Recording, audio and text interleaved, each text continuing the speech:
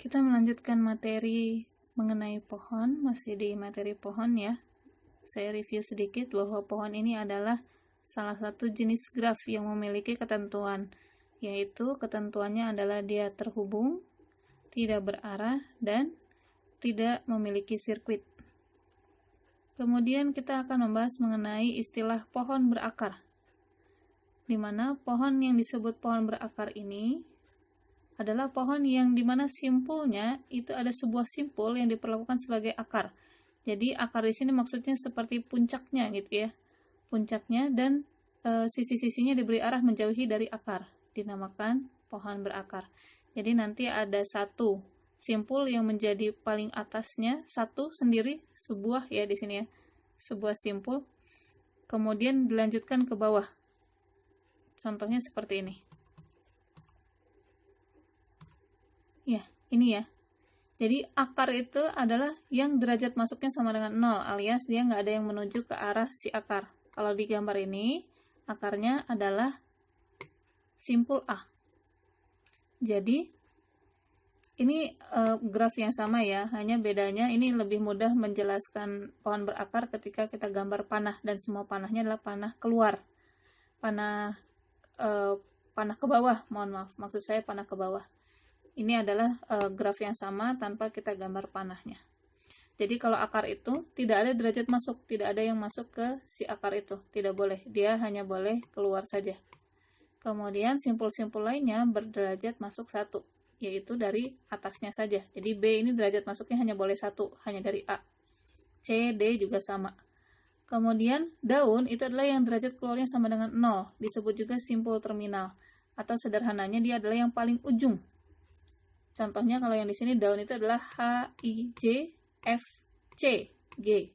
Jadi semua yang tidak berlanjut lagi, tidak memiliki bawahnya lagi gitu ya, tidak menuju ke simpul bawahnya lagi, maka itu disebut daun. Sedangkan sisanya itu disebut simpul cabang, yaitu derajat keluar tidak sama dengan 0. Di sini contohnya adalah B, ini kan masih ada anaknya di bawah ya. Kemudian E dan D. Jadi ini kalau untuk yang tidak berarahnya,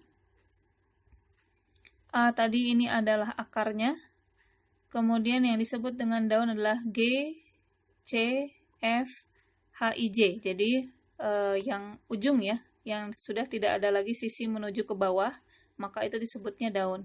Kemudian ada juga sisanya selain daun, ada disebut dengan simpul cabang, berarti ini ya, atau simpul dalam.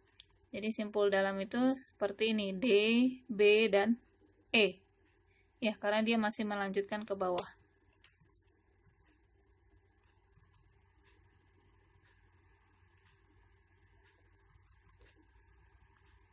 Ya, ini adalah pohon berakar ya, A dan B. Cuma yang B ini arah panahnya dibuang. Baik, kalau diberikan pohon tak berakar, ini bisa diubah menjadi pohon berakar. Dengan kita caranya, jadi awalnya dia adalah pohon yang tak berakar, kita ubah menjadi pohon berakar dengan cara memilih sebuah simpul sebagai akar, sebagai puncaknya. Nah, pemilihan simpul yang berbeda, misalnya dari suatu pohon, kita pilih simpul A sebagai akar, akan berbeda hasil pohonnya dengan ketika kita memilih simpul B. Jadi, memilih simpul yang berbeda sebagai akar itu akan menghasilkan pohon berakar yang berbeda. Contoh diberikan A ini, gambar A ini adalah pohon tak berakar, karena nggak ada puncaknya ya, tidak ada akarnya. Nah, kemudian saya membuat ini menjadi pohon berakar dengan mengambil simpul B ini sebagai akarnya.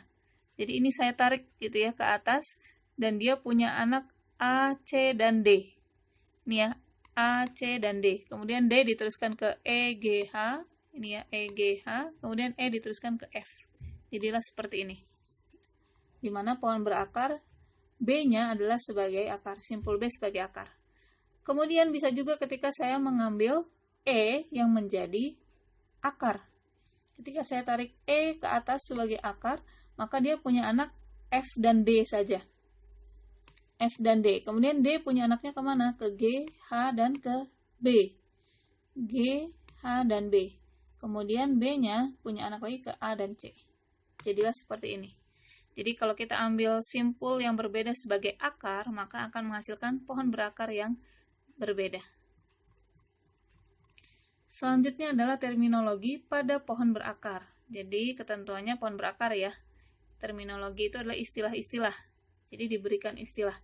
Di sini secara umum, istilah yang digunakan pada terminologi pohon berakar layaknya silsilah keluarga. Nanti ini ada istilah anak orang tua, ada istilah leluhur keturunan, ya saudara kandung dan seterusnya. Jadi istilahnya sama saja seperti silsilah keluarga.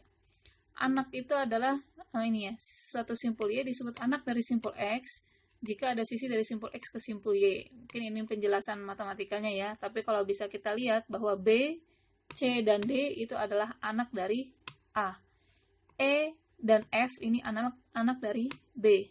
Sedangkan E ini sendiri adalah orang tua dari HIJ. Jadi, saya pikir tidak rumit memahaminya ya, karena sama saja seperti memahami silsilah keluarga. Kemudian ada juga yang disebut dengan lintasan. Sama saja pengertiannya, cuma bedanya di sini lintasannya adalah yang menuju ke bawah ya. Dan ada keterangan panjang lintasan. Jadi misalnya dari lintasan A mau ke J, itu berarti melalui A, B, E, kemudian J. Gitu ya. Sama saja seperti pada graf ya, kurang lebih. Dari D mau ke L, berarti D ke G, K, kemudian L. Kemudian ada istilah panjang lintasan. Panjang lintasan itu adalah banyaknya sisi yang dilalui. Tadi dari A ke B ke E ke J, dari A ke J itu panjang lintasannya berapa? Berapa sisi yang kita lalui? Yaitu 1, 2, 3. Jadi panjang lintasannya adalah 3. Tadi dari D ke L, berapa panjang lintasannya? 1, 2, 3. Berarti panjang lintasan dari simpul D ke L adalah 3 juga.